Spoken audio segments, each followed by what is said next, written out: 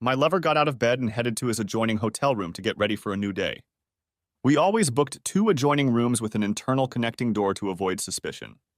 It wouldn't be good if our affair was found out. I was Dan's executive assistant.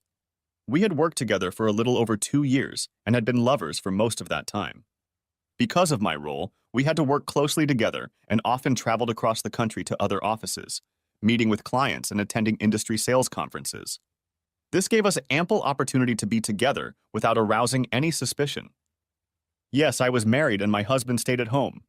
My marriage was something of a shotgun wedding. When I was only 18 years old and in high school dating my first boyfriend, Alan. One night when my parents weren't home, one thing happened and soon after I discovered I was pregnant. By the time we confessed to our parents, it was too late to do anything but have the baby. My parents were furious and insisted that I adopt the baby. His parents wanted us to keep him and even offered to take care of him while we finished school. Alan stayed with me throughout the pregnancy, even though we got a lot of nasty comments from other students and teachers, such as that I was a slut. Alan often fought with other boys who insulted me and was even suspended for a while. The labor was horrible, but he was by my side the whole time. Finally, 2 days after my 19th birthday, we welcomed our gorgeous baby girl. As we held Lauren in our arms, we realized there was no way we were giving her to anyone else. At first, my parents practically disowned me, so we moved in with Alan's parents and became parents to the baby ourselves.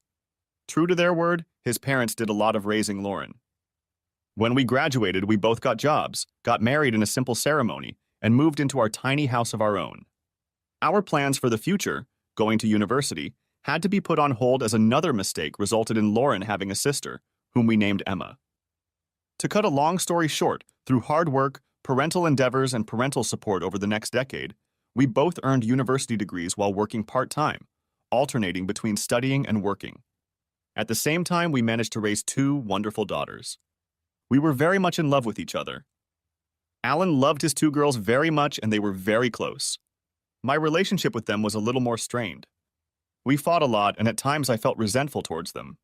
I guess I subconsciously blamed them for me not having the life I had planned for myself at that age.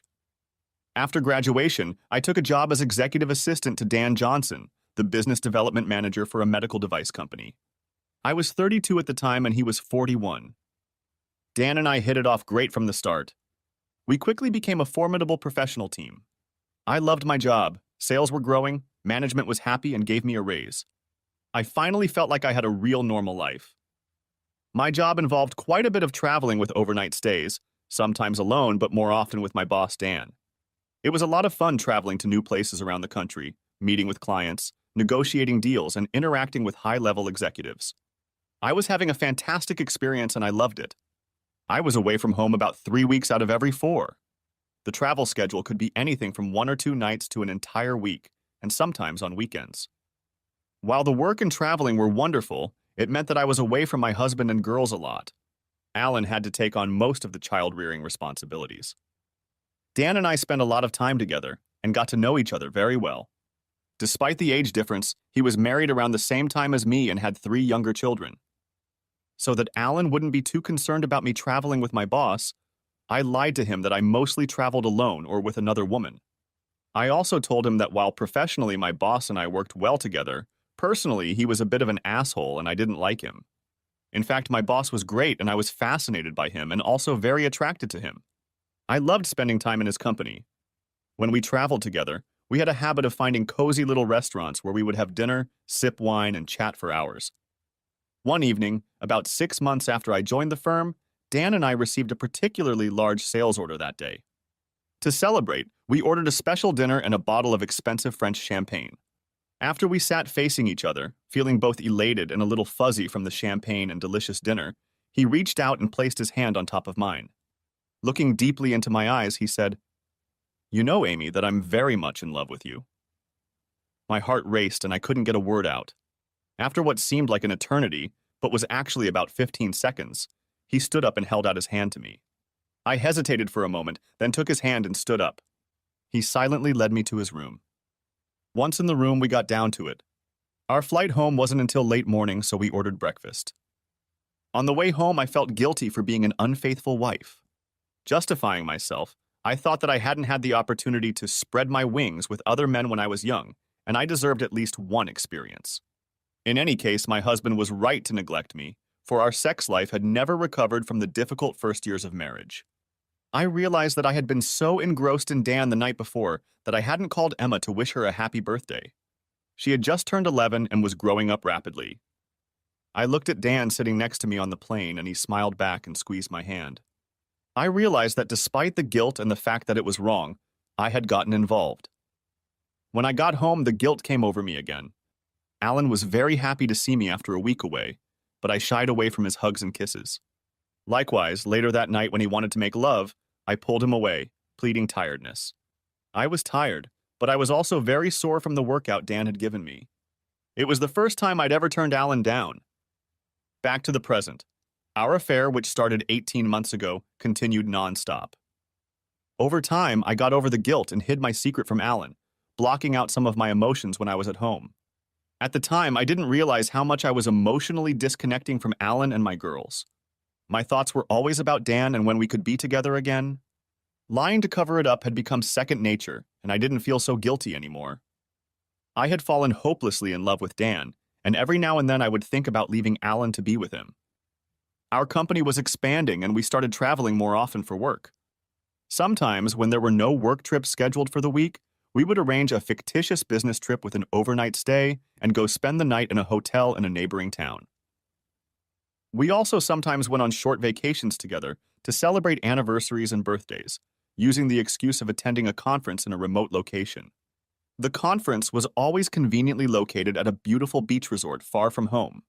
We chose locations where the conference actually took place so that we had an alibi. We were exceptionally neat at work, and we developed a consistent game face that behaved very professionally when other people were around. We never sneaked off anywhere to meet together, had lunch at different times, came and went from work at different times, etc. We started secret email accounts outside of the work IT system and only communicated through them. We never met in our town. If we had to socialize at office events, it was only in large groups. We never sat together or chatted one-on-one. I usually called home at the end of the day at a time that was convenient for me, so I wouldn't be interrupted or caught off guard. I never told Alan where I was staying, and he never asked. At home, I argued with my husband about my hard-headed boss and having to travel so often and work so hard. He often asked why I wouldn't find another job with a nice boss and less travel. I simply told him that I was learning too much and being paid too much to leave. At the rare work events where partners were to be present, we were very careful about our facial expressions and emotions. I would introduce my husband to my boss, and he would introduce his wife to us. We always made sure to have a polite chat and then moved on to talk to other coworkers. After that, we never looked at each other. In general, we covered our tracks carefully. No one ever suspected anything. My husband Alan was happy that I was doing well at work, but at the same time he was annoyed that I was away from home so much, and most of the child rearing fell on his shoulders, on top of his own job as an IT consultant. Of course, I still loved my husband, even though I noticed that we were drifting apart. He always seemed to be busy with the girls and work. I realized with guilt that our affection had dwindled. I made a mental note that I would try to make it up to him. Alan's story. We had a rough start in life early on, having our first child at 16, getting married at 18, and having another shortly thereafter. Through hard work and teamwork, we managed to graduate from university, me with a degree in information technology and Amy with a degree in commerce, while raising 2 girls. We ignored the difficulties because we loved each other so much. When Amy got her first professional job after graduation about 2 years ago, she was over the moon, and I was very proud of her. At last, we were both working professionally, earning a good salary, and could start enjoying a normal life together. At first, I supported her career in every way I could, but I grew increasingly resentful of the long hours she worked and the amount of traveling she did. She left home around 7 in the morning and usually didn't get home until 6 or 7 in the evening. Most weeks, she would be gone for work for at least 1 or 2 nights, sometimes more, and sometimes she wouldn't get home until Saturday afternoon. When she was home during the week, she either worked after dinner or just sat in front of the TV. On Saturdays, she would sleep late and then go shopping. On Sundays, she would go to the gym in the morning and then have lunch with her girlfriends. She was usually too tired to go out with me in the evening. We didn't spend much family time together. She was always too busy at work to take vacations, so the girls and I often vacationed without her. I noticed that her character was changing. The loving wife and mother was gone, replaced by a selfish, often irritated and aloof occupant of the house in my bed. Whenever I tried to bring it up, I was immediately rebuffed. She would say it was just my imagination, or I was tired at work, or I was working hard for us, or we were fine, etc. I was worried about how it might end. At the end of her first year, I was required to accompany her to a Christmas party at the CEO's mansion. It was there that I first met her boss, Dan, as well as his wife. We chatted politely but briefly about nothing. Then he bowed out and they went off to socialize. My wife led me to the others and started a conversation with the other employees. Later, I suddenly thought it was a bit odd. Her boss seemed to be quite a friendly man, though a bit reserved, but not the ogre Amy had made him out to be. Dan's wife was also very pleasant. Since Amy was his executive assistant, I figured we would have more than just polite, cursory conversation. I also sensed that Amy was a little tense. She had a habit of talking really fast when she was nervous, and it gave her away. I thought it was odd that she was nervous around her boss when they worked so closely together. It was perplexing to me. Although I trusted her completely, I still put the thought aside for later. Over the next year, I was very busy as I decided to start my own IT consulting company. In addition, I was practically single-handedly raising our girls. So I pushed all concerns about Amy to the back burner. As for life with Amy, it was a repeat of the previous year. She started traveling even more often and becoming more and more distant from all three of us. Lately, I began to notice that her attitude toward me was becoming condescending and dismissive. She showed me no love, no affection, nothing. Only occasionally I received something without any love or intimacy. It was obvious that our relationship was crumbling. At the end of the year, I again attended her staff Christmas party. Our interaction with her boss was a repeat of the previous meeting. Afterward, a fleeting thought crossed my mind that she was hiding something. For the first time since we met at 18, I began to doubt her. Was there another man in her life? The thought was almost overwhelming. We had fought together as a team, overcoming many challenges to get where we were now.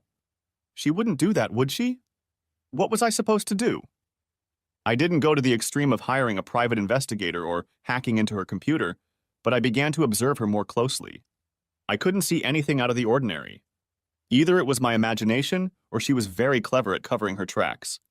Either way, all was not well between us. I guess I was just too busy to bother. Meanwhile, my girls were growing up rapidly. We spent a lot of time together and were very close, although unfortunately their mother had little time for them. Both girls were avid soccer players, so every Saturday morning during the season I went to watch them play. It was the highlight of my week. After the game, we would go out for lunch somewhere, usually to their favorite Japanese restaurant, and chat about what they were doing. I noticed that they almost never mentioned their mother. Afterwards, depending on the weather, we would walk on the beach, go to the movies, or go out with friends. After the first game of the season was over, Emma came up to me accompanied by a new member of the soccer team. She was a charming girl, tall, absolutely beautiful, with a wide smile, long dark hair, and deep, dark brown eyes. She was also very athletic and had distinguished herself in her first game with Emma's team, scoring 2 goals. "Hi, Daddy, this is Callie. Can I come over and hang out with her this afternoon?" "Hi, Callie, nice to meet you." "Sure, Emma, as long as Callie's parents don't mind." Callie turned and called out, "Mom, can Emma come over this afternoon?" The woman, obviously Callie's mom, turned and started walking toward us. Holy crap. She was the adult version of her daughter and absolutely stillborn beautiful. She introduced herself as Sophie. She readily agreed to have Emma come to her house in the afternoon. We chatted for a while, but I'm still not sure exactly what I said. I know I babbled incoherently. After they left, both my girls burst into laughter at my embarrassment and then smirked at each other. In the evening, Emma reported that Sophie was very nice. She was a single mom since Callie's father had died in a car accident about 3 years ago. Sophie single-handedly raised Callie and her younger brother Tom for 11 years. The fact that she was a single mom definitely caught my attention. The following Saturday, as Lauren and I were watching Emma play soccer, Sophie and her son came up to us and asked if they could watch with us. I mentally prepared myself to meet her again and was determined not to look so stupid again. We chatted during the game. She had recently moved to town for a new job and didn't know many people yet. She was very happy that Callie had met a new friend in Emma and complimented me on my good manners. After the match, Emma asked if Callie could come to our house. Sure, Emma, that would be great if that's okay with you, Sophie. Sure. Why don't Callie come over now and have lunch with us? Do you like sushi? Yes, I love it. Great, it's a deal. In fact, why don't all three of you have lunch with us? I muttered. Thank you so much for the invitation, Alan, but I'll be in the way of your family, so I won't be coming. I was feeling a little overwhelmed when Lauren spoke up. No, please come, Sophie. It would be really nice to have you with us, and I'd get a woman to talk to for a change. You would be absolutely out of the way. Please. She looked at me. If you're sure I won't get in the way, Alan, that would be wonderful. I shook my head and mumbled something incoherent again. As we turned to walk to our cars, Lauren turned to me with a smirk and winked. Lunch was a great success. We, meaning mostly four girls, chatted for almost 2 hours. I think Tom was glad of the other man's company, and we talked a bit amongst ourselves about computers and soccer. At one point, I heard Sophie very casually ask my girls if their mom ever came to watch their soccer games. Lauren's answer surprised me. No, never. She's not really interested in us. She's only interested in her work and herself. Daddy is our mom, too. He's the only one who cares about us. Sophie cast an inquisitive glance at me. During the rest of the soccer season, we got into the habit of having lunch together after every game. Emma and Callie became close friends and alternated between our houses after the game and sometimes after school. Sometimes Tom would come over with his sister too, but more often than not he wanted to spend time with me. We often fiddled with computers, kicked a ball around, or rode bikes. I also noticed that Lauren often stopped by Sophie's house, and the two of them would sometimes go shopping and then stop for coffee and a chat. I noticed that my girls never mentioned Sophie to their mother, and neither did I. Sophie and I were becoming firm friends too. Since I was pretty much a single parent like her, it was much easier for us to help each other with parenting. After soccer season ended, we were increasingly alone with the kids on Saturdays when they went on their own field trips or to visit friends. When my wife wasn't usually around, I was pretty much free. So increasingly, Sophie and I spent that time in each other's company, walking, eating lunch, or watching movies. I looked forward to our meetings more and more and realized that I had fallen in love with her. Despite this, we never crossed the line of friendship. One day over a cup of coffee with Sophie, I told her that I appreciated her spending time with Lauren. You know she's never quiet about you when she gets home. Sophie this, Sophie that, I laughed. Well, and Tom is never quiet about you when he comes to see you.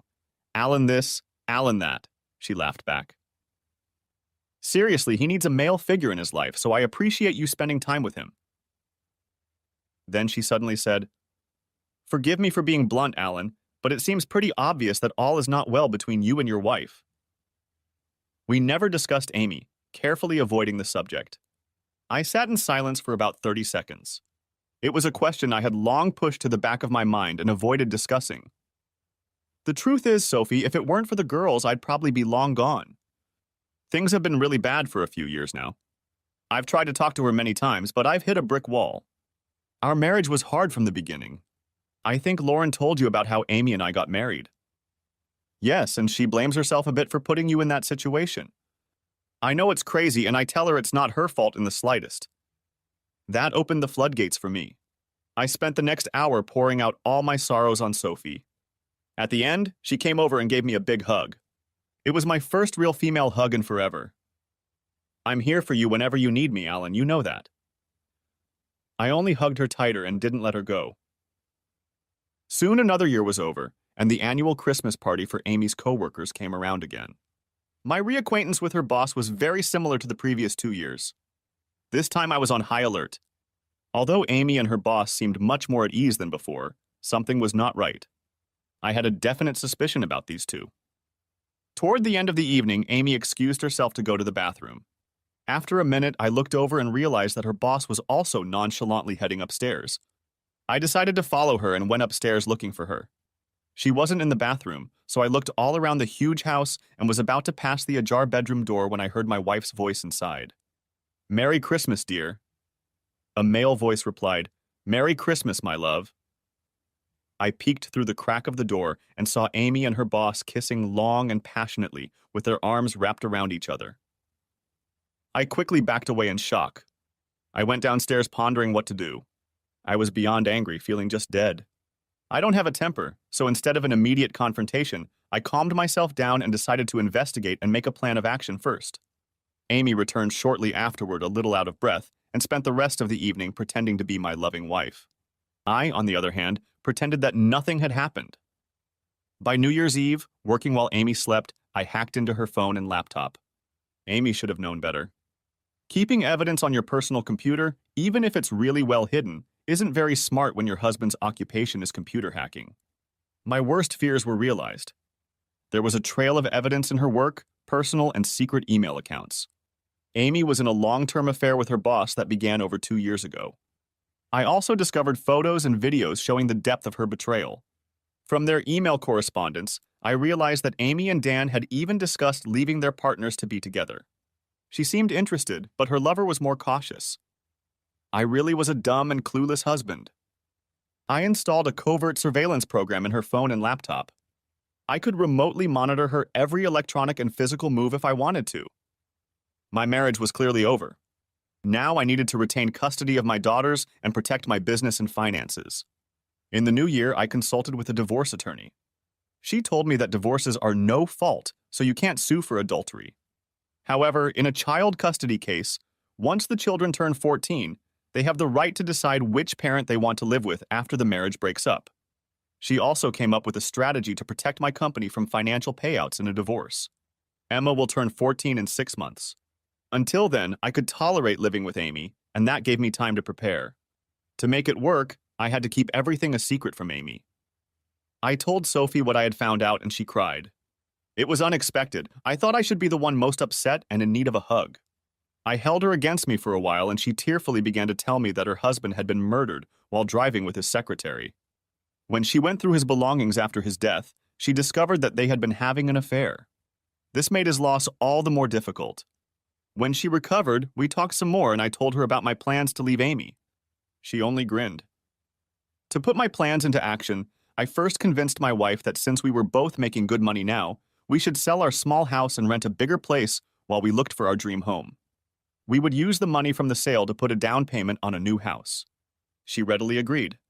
Our house sold very quickly, and we rented another place nearby. I was a tenant on a lease for only 6 months.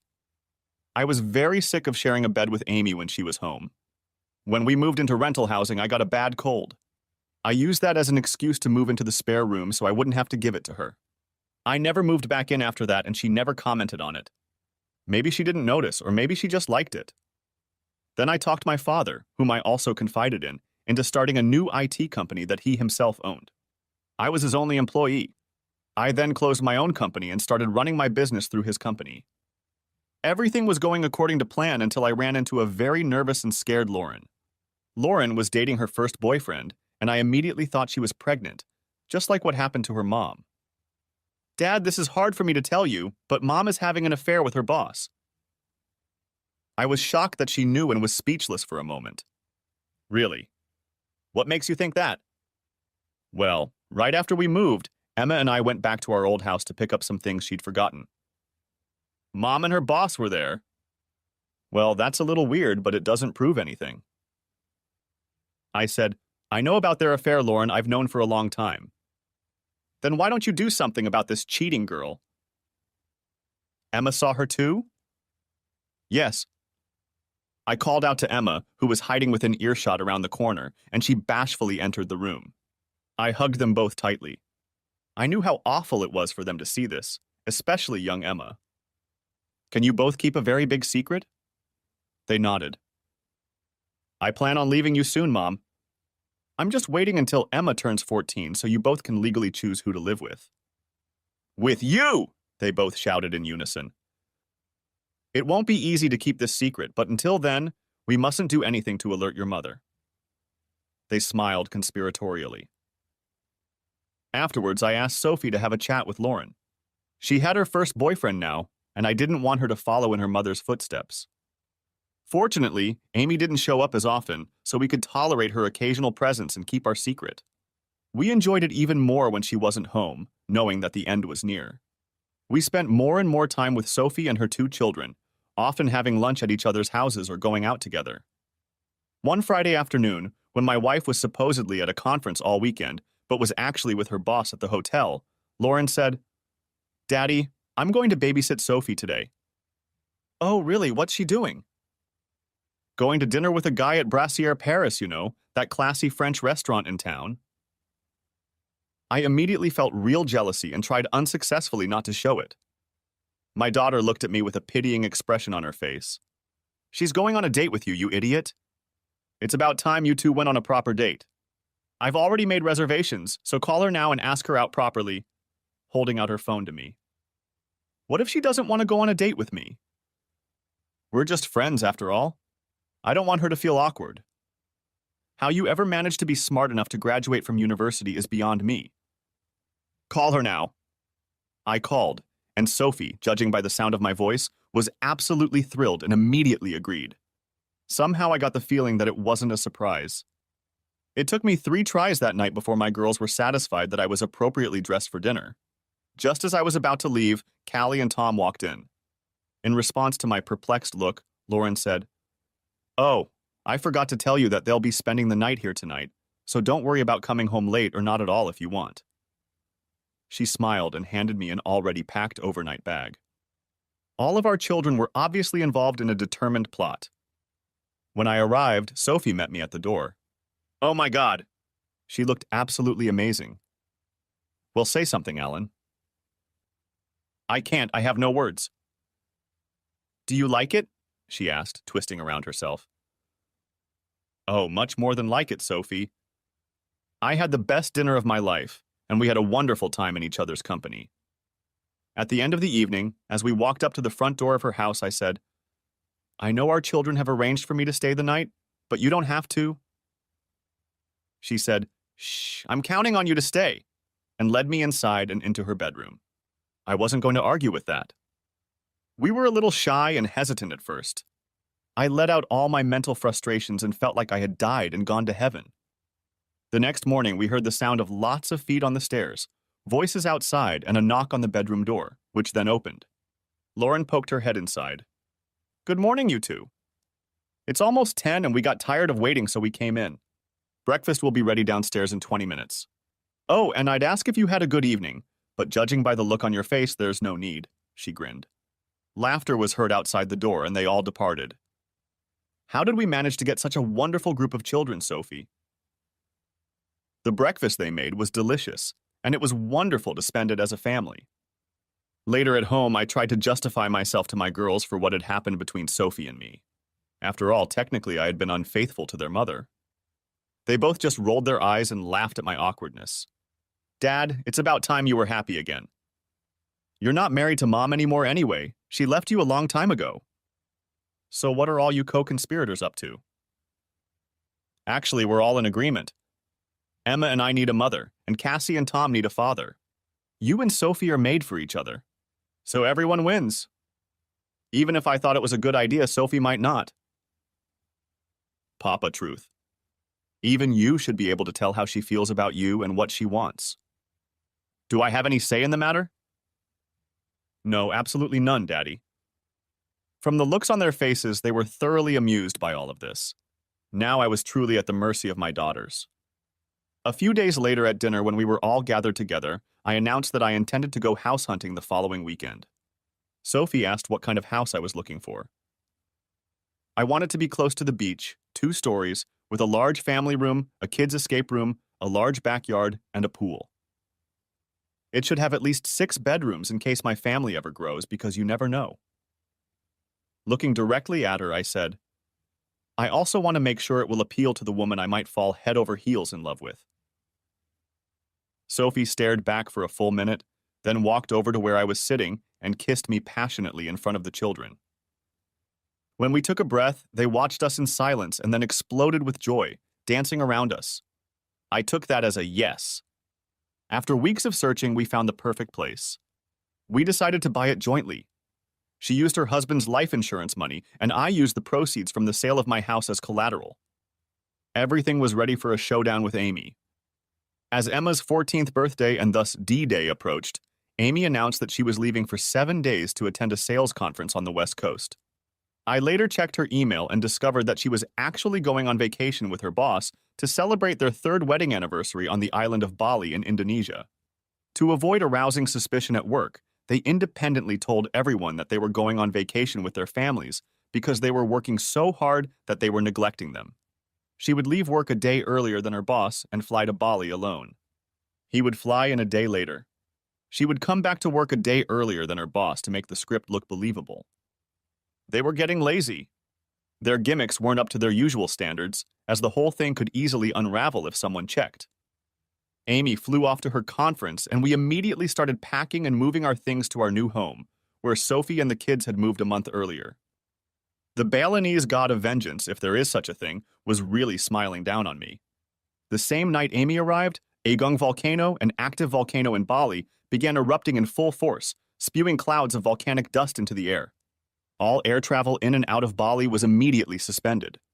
Her lover stayed home and Amy was stuck in Bali alone to celebrate their wedding anniversary. "This is impossible to make up. I laughed so hard I almost peed my pants." The volcano continued to erupt and all flights were still canceled, separating the lovers. Behind the scenes, I checked her emails and messages every day to amuse myself. The lovers were not happy at camp, and Amy was very resentful of Dan, as if it was his fault. Every once in a while, Amy would call home and tell me how busy she was at a conference, and blah, blah, blah. Typically, I would ask her how things were going at the hotel and ask questions about the city she was supposedly in. When I later gained remote access to her laptop, it turned out that during the phone call, she had been frantically searching the internet for information to come up with plausible answers. Meanwhile, all 6 of us were settling into our new home. I had my attorney file a separation document with the family court. I also obtained temporary custody of my girls from the court after filing their signed statements that they wanted to live with me. As the day of Amy's return approached, all flights were canceled, and I wondered how Amy would handle the situation. She called me one evening and told me that she had made a lot of connections with potential big sales leads at the conference, and her boss had asked her to follow up with them right away before she returned home. I could tell she was very nervous. It's also a good thing she didn't call on the video link, or I wouldn't have been able to contain myself. I just assured Amy that we were fine and I understood. Another week went by and she was still stuck in Bali. I saw frantic emails and texts between the two lovers. Her boss informed everyone at work that she had to extend her vacation due to a family emergency. Her boss also called me and deeply apologized for causing Amy to be away from home for so long, but it was a big opportunity, vital to the company, blah, blah, blah. I waited for his call and was ready to answer like a dutiful husband to an important working wife. I assured him that I was fine and understood. I then innocently asked him where Amy was going. He began to quickly think of places. I read Amy his letter, letting her know where she needed to be. My strategy, of course, was to make her squirm and plant the seeds of doubt in her mind that she had been discovered. I kept assuring my wife when she called that I understood everything, but kept asking her about interesting places in the cities where she was staying. I knew she had researched everything beforehand, so I always asked her a few unexpected trick questions and enjoyed her attempts to give herself away. I was just playing dumb. During one call, I said, "Hey, Amy, did you read about those poor people who are stranded in Bali and can't get home because of the volcano?" There was a moment of silence, then I replied, "Oh yeah, but I didn't pay much attention to it on the news." One of my coworkers was stuck there for 2 weeks. "Do you remember Paul Howard and his wife? We met them about 6 months ago." "Oh, yes. We're working on a project together, and he has to do his part of the work remotely via the internet from his hotel in Nusa Dua. At least the Grand Hyatt isn't a bad place to be stuck." Amy's squeak was heard on the line. Sure enough, it was the hotel she was staying at. Paul hadn't even been to Bali, but she didn't know that. Immediately after the call, she'd moved to a cheap hotel on the other side of the island. She must have prayed she could get away with it. Of course, my 5 girls and son thought the whole farce was hilarious. Yes, Sophie's children were mine now. Finally, after almost 3 weeks, the volcano stopped erupting and flights from Bali resumed. Amy called me to tell me that her work was over and she would be back on Friday afternoon. I was waiting for her from the airport at our rented and now vacant house. I had planned this meeting very carefully. When she walked in, I was sitting at the kitchen table with 2 glasses and a bottle of wine. She looked tired and very nervous. Oddly enough, for someone who had been in business for 3 weeks, she had a deep tan. I didn't bother with the usual kiss on the cheek. Wow, you got a great tan on your business trip? Did you even have time to do anything? She babbled something, blushing. Sit down and have a glass of wine with me. I poured wine into my glass and took a sip. Alan, I'm tired.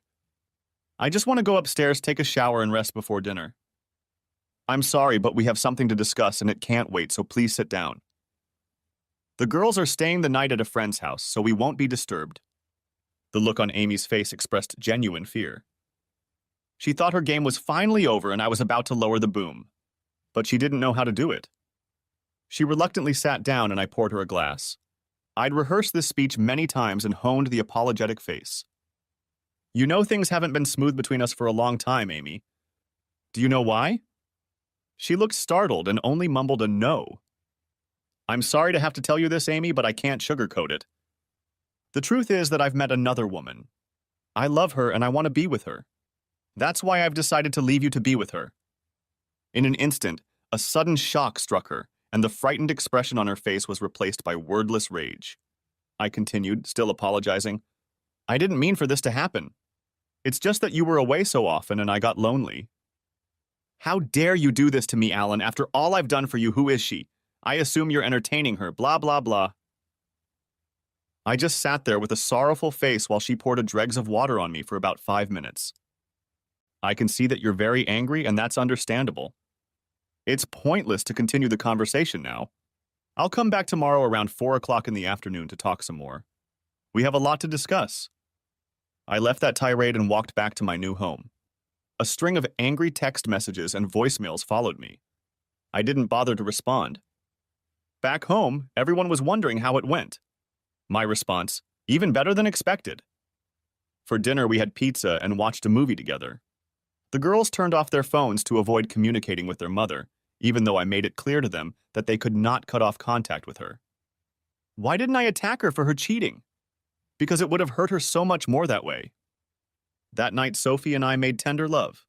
All my anxiety and tension just melted away. Amy, who?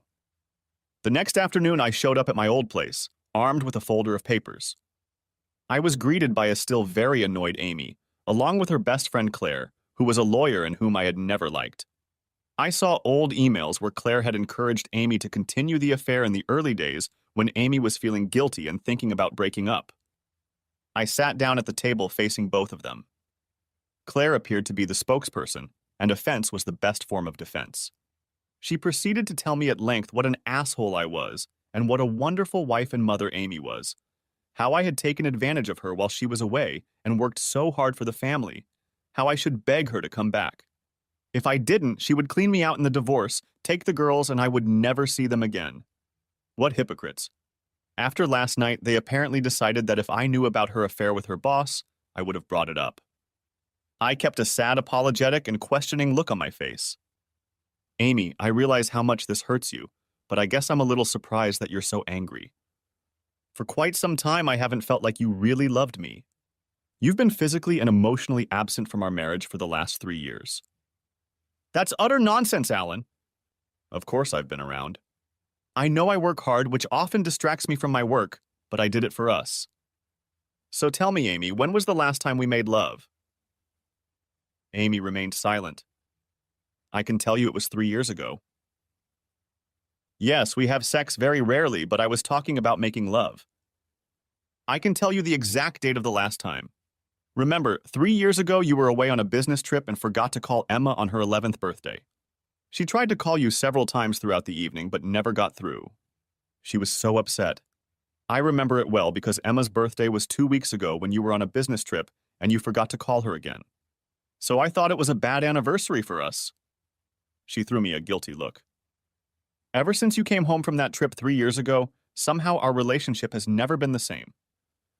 I've always wondered why that's the case. I realized from the look on their faces that I had hit the mark. They looked very uncomfortable and squinted at each other. After all, Amy, we've been sleeping in separate bedrooms for about 6 months now. It doesn't seem to bother you. I can't remember the last time we went out together or went on vacation. It feels like you spend your vacations at work. They both shuddered. When you're home, you're not here with me and your girls. I smiled inwardly as I watched them squirm in their seats. Anyway, Amy, I'm sorry, but I'm going to move on with my life, and I hope for the girls' sake we can make our separation as easy as possible. Reconciliation is really impossible. Who is she? Do I know her? You've met her daughter Callie, Emma's best friend, a few times. Her mom Sophie and I met at Saturday soccer last year and became friends. I think our friendship grew until we realized we were in love with each other. We had an affair and recently decided to move in together. Before they could say anything else, I placed a large index folder on the table. I've gathered some documents and information for you. Tab A is the separation agreement I filed with the court 2 weeks ago. Tab B is the divorce petition you need to sign. The sooner you sign, the sooner we can move forward. Tab C is the proposed financial settlement. Tab D is the new lease on this house. The lease expires in 3 weeks, so you will have to renew it in your name if you want to stay. Tab D is all the utility contracts. I gave notice to terminate the agreement in 3 weeks. If you want to stay, you will have to renew them in your name. Tab E, bank statements. I have withdrawn 60% of the funds from our joint accounts. The credit cards in your name now belong to you. Finally, Tab F is a temporary court order for custody and child support. The girls have decided to move in with me, so custody will be handled by me. Child support will be paid directly from your paycheck at work. Access to visitation has been left open so we can work this out as we see fit. They were stunned that I was so well prepared. Claire began. You bastard! You've been planning this for ages! You're not going to get away with this. We're going to take your IT company, your girls, and your money. Well, yeah, I've been planning this since Christmas. I had a waking moment at your staff Christmas party, Amy. I realized it was over between us and it was time to act. I watched Amy frantically trying to remember what had happened there. So selling the house to buy another was a sham, Claire said. I only smiled. As for screwing me, Claire, I don't have a company to take over. I closed it down a few months ago. I work for someone else now. I bought a new house for Sophie to live in after I filed for legal separation, so it's not an asset to our marriage. Since I have legal custody of the girls, I can use 60% of the money from the sale of the house to buy a new home. So I'm not sure what you can really do, Claire. By the way, if you research state laws, you'll find that once the children turn 14, they can choose who they want to live with. They chose me. You really are nothing, Alan. I bet you poisoned the girls' minds against Amy. I wouldn't do that. I'm not such a scoundrel. Anyway, even if I thought I should poison them, it wouldn't have been necessary. Amy did it herself, having neglected them for the last 3 years. You have a lot of work to do with them, Amy, to get them back. It's important for their well-being that they have a good relationship with their mother. She hasn't neglected them. She's a good mother. It's not what they think, Claire. She's been virtually absent from their lives for years. Amy, ask yourself, who feeds them? Who takes them to sports? Who makes their school lunches? Who helps them with their homework? Who buys them clothes? Who always remembers their birthdays and buys them presents? Who goes to the movies with them? Who they go to with problems? Who help them get through their first period? Who gives them love and affection? I could go on and on. Well? Amy fell silent. It was obvious that she was having a hard time digesting what had happened. The girls asked me to ask if you would meet them tomorrow morning at 10 a.m. at the Beachside Cafe. It was actually my idea since they don't really want to meet you. I'll tell them it's okay? She only nodded. I left them both and went back to my family. The next day, the girls told me that Amy kept bad-mouthing me and demanding that they live with her. Eventually, the girls excused themselves to go to the bathroom and just quietly left. I couldn't understand why she wanted to make up. She had been indifferent to me for years. Maybe I was just a convenient babysitter and housekeeper for her. Amy, the aftermath. When Alan told me he was leaving me for another woman, I was in complete shock. How could he? I thought he loved me. Despite several attempts to talk to him about reconciliation, he wanted nothing to do with me, and we only communicated when we picked up and dropped off my daughters for visits. My girls were openly feuding with me, and the time spent with them was unpleasant. When I left them at home after a visit, they would happily run to their new stepmother and hug her to purposely piss me off. Eventually, I told them not to come to my house unless they wanted to themselves. I had always envisioned my life continuing as it had before, with my lover to pleasure me on the road and my husband to take care of me at home. The shock and emotional devastation of Alan actually leaving me was immense. Several months passed, and the more I thought about it, the more I realized that while it was a huge surprise, it wasn't meant to be. Alan was right. I had been an absent wife in many ways. For the last 3 years, I had concentrated all my love, all my emotional intimacy on Dan. There was almost nothing left for him. I realized that the only real surprise was that he stayed so long. I couldn't afford my house payment and child support, so I had to move into a tiny old apartment. I spent nights at home alone, watching TV and eating crappy takeout food. Dan's attitude also changed when Alan left me. He was suddenly too busy with his family to spend much time with me, even though I was now a free woman and always available. He sent me on business trips alone more and more often, telling me that I could handle the clients on my own now. When we were together, the emotional connection seemed to disappear. About 6 months into the marriage breakup, Dan announced that he was quitting his job and moving to another firm in another city. I tearfully asked him to never contact me again. In the blink of an eye, I became a divorced woman. I couldn't help but think of a line from a Joni Mitchell song. Doesn't it seem like you don't know what you've got until it's gone? I foolishly thought I could have my cake and eat it too. Nor did it help my confidence that Alan was now with a gorgeous woman who was so sweet it was impossible to hate her. He was outright glowing with happiness with his new partner. I remember he looked the same way with me when we were young parents trying to raise 2 kids. No matter what challenges we faced, we fought together to overcome them and were happy and in love. How could I have let that crumble? My 2 girls seemed much happier too. They treated Sophie as their mother, not me. I was just an annoying relic of their past that they were forced to visit occasionally. It was very painful. I think I hit rock bottom when I complained to my girls about my situation. Lauren looked at me coldly. So, did you leave your father after all? I know I wasn't the perfect wife and was a little neglectful of all of you, but he was the one who left me for another woman. Mom, he left you because you had an affair with your boss for 3 years. The look of horror on my face said it all. I was so ashamed. Alan had known all along, but he hadn't said anything. My life reeked of booze. I had really screwed up, left a good husband, and lost my daughters. True to his word, Alan advised our girls to keep in touch with me. He was right. I had a lot of work to do to get them back. Gradually, they began to come to me without compulsion, and sometimes they even stayed overnight. One evening, as I drove the girls to their new home, I asked Alan if we could have a little chat. He got out of the car with me. I turned to face him. Lauren told me you know about Dan and me. I'm really sorry, Alan. You've been a good husband and you didn't deserve anything from me. I was just an ungrateful, selfish bitch and I got what I deserved. He only nodded. Why didn't you tell me you knew Alan? Maybe you could have stopped me early enough to save our marriage? By the time I found out, it was too late for that. When did you find out? I caught you with your boss when you snuck out together at the office Christmas party last year. I didn't say I saw you. After that, I did some digging and found out everything you two had been up to.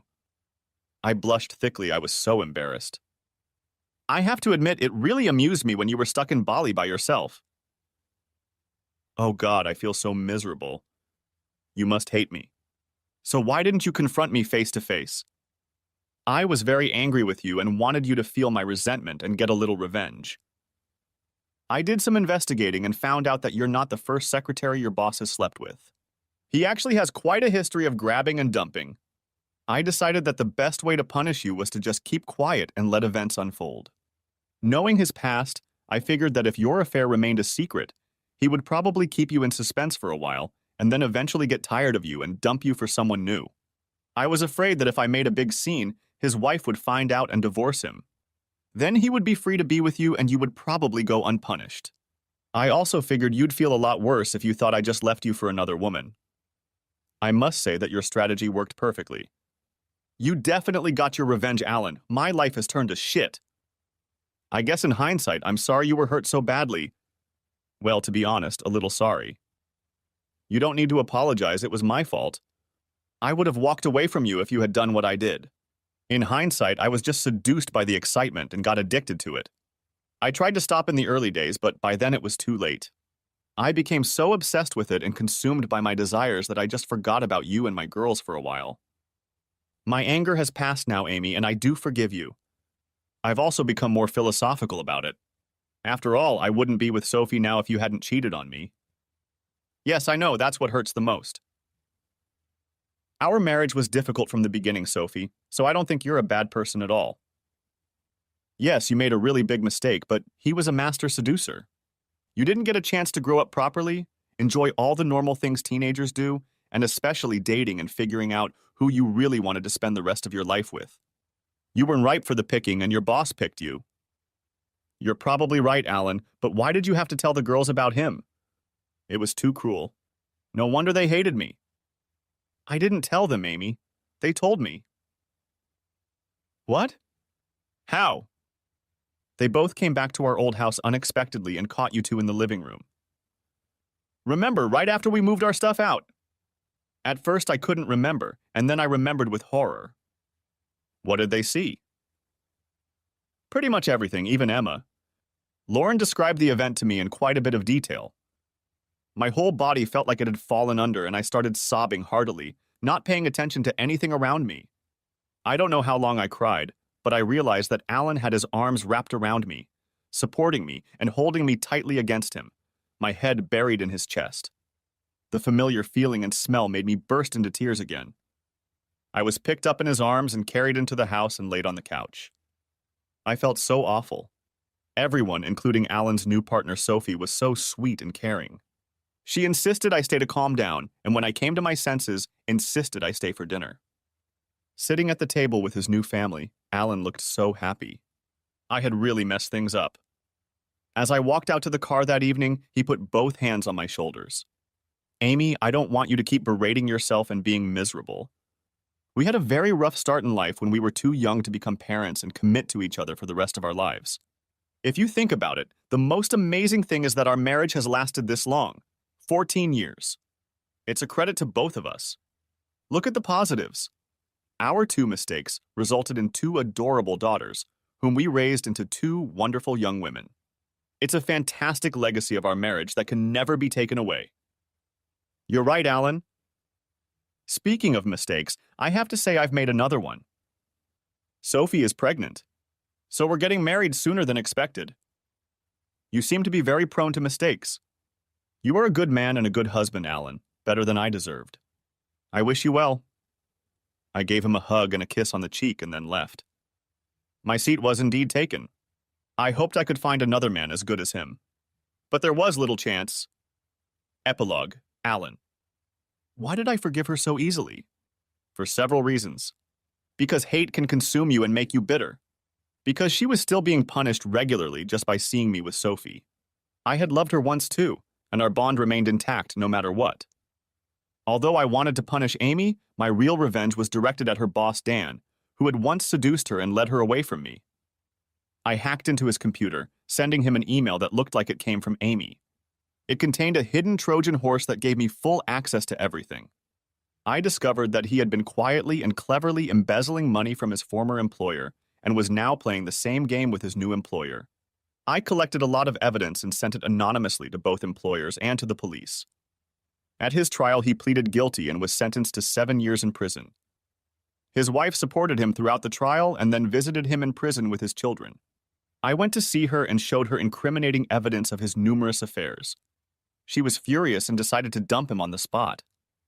To complete my revenge, I visited Dan in prison. He didn't recognize me at first. Hi, Dan, we've met before. I'm Amy's ex-husband. What the hell do you want, asshole? To give you messages. The first one is from my ex-wife, Amy.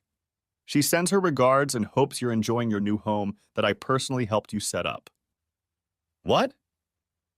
You know, you really should have called in the professionals to encrypt your computer. After I hacked into it, it only took me 15 minutes to unlock everything. I just couldn't resist sending it all to the police.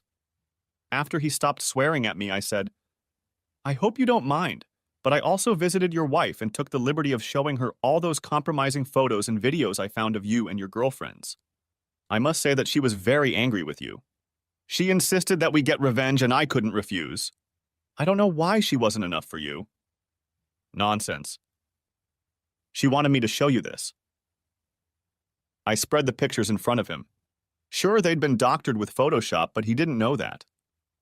She said to tell you that she'll never visit you here again, and you'll never see your children again. I gave her the name of my lawyer who is going to divorce your sorry ass. The look on his face was priceless. Yes, revenge is indeed a dish best served cold. Thanks for watching. I hope you enjoyed it. So subscribe to my channel and watch the next video.